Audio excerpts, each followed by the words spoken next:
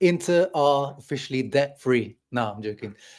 Clickbait, but in today's video, I'm going to explain what it means for Inter having repaid their bond and now having it refinanced by Oaktree, what it all means for us as Interisti and, of course, Inter as a club. So if you enjoy this type of content, make sure you leave a thumbs up and subscribe to the channel. Let's kick it off with the official statement by Inter here, translated by Inter Extra. So last week, it was already announced that Inter repaid the total bond, which was around the 415 million euro mark, if I remember correctly. Yeah, over 450 million euros. And today, the official announcement is that Intermedia subsidiary, owned by Oaktree Capital, agreed a long-term financing for the club. The financing totaling 350 million euros is from a US private placement of senior secured notes maturing in 2030, supported by seasoned institutional investors. What does that mean in layman terms?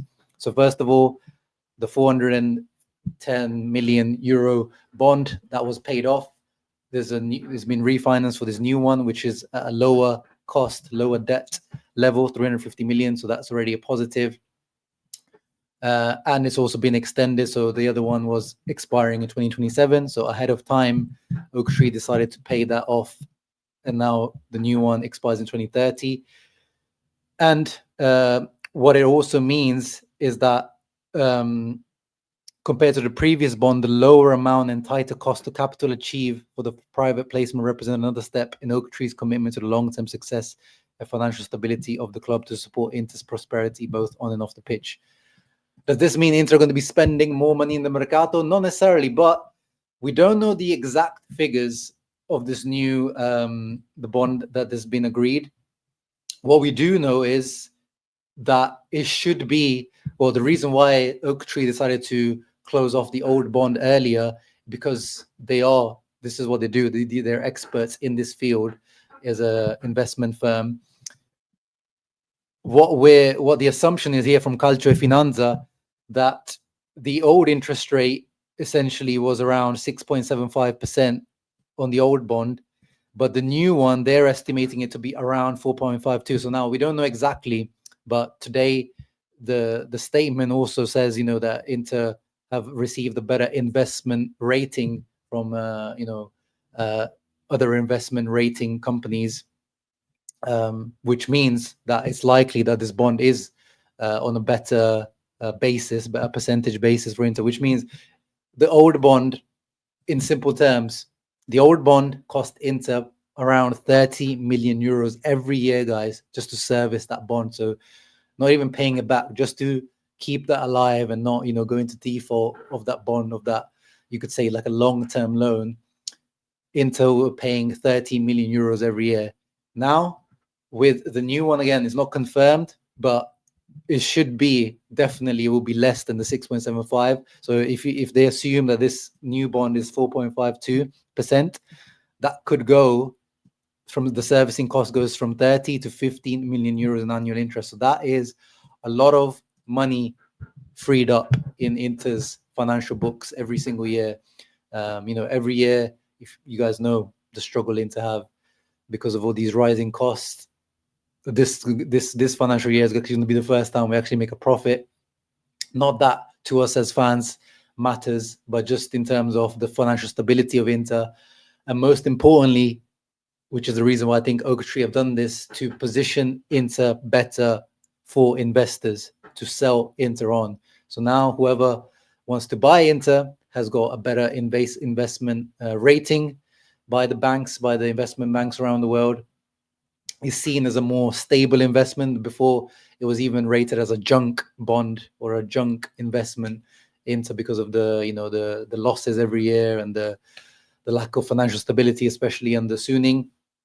Now under Oaktree, because of the improvement in profitability and now the better rates of this bond, it means that Inter are a much more attractive prospect, and potentially, depending on the performance on the pitch, of course, because in Italy we can't rely on the TV rights. If Inter maintain at least Champions League spot and qualify this for the competitions like Club World Cup, etc., you have better liquidity and better turnover and better profitability year on year. So hopefully what this means, again, I don't think this means Oaktree are going to be investing more money. They're going to be spending more money in the Mercato, unfortunately, which is what we as fans would want. We have seen an improvement this year. If the Boni deal goes through with Parma, we're talking about Inter, Zalewski, Sucic, Luis Enrique, Boni. You're talking about 50 million euros invested without any sales yet. That's all, imagine, we have waited since the Conte first season, the Suning, that's what, 4 or 5 years now that we haven't been able to spend before selling. So this is the first year that we've done it. If you guys have been watching my channel, I said I expect Oaktree this summer to be spending before we make sales. Now it's already been said, like, yeah, after Boni, that's the end of it. After that, it's going to be, everything is going to be financed by sales. But I think potentially, if we keep going further in the Club World Cup, that could end, because that's the Club World Cup will come into next year's financial year now.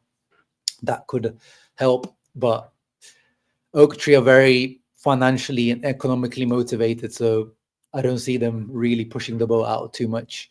And the squad cost is the key thing. The squad cost will probably remain same. So the salaries and the transfer fee divided by the guys, the players' contract years. So the amortization, that's the squad cost. Those two things put together, they're probably going to keep it the same and not try to increase it.